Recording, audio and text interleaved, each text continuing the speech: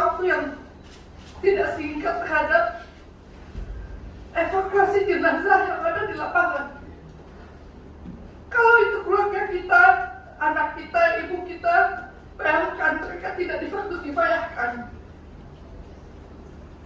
Kalau jalan hari ini ke Tamiang, betapa bau jenazah, apakah itu dalam manusia, apakah itu hewan,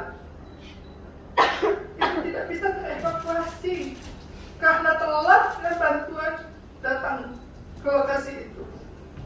Semua pejabat datangnya ke Pidijaya yang paling dekat yang bisa dijangkau.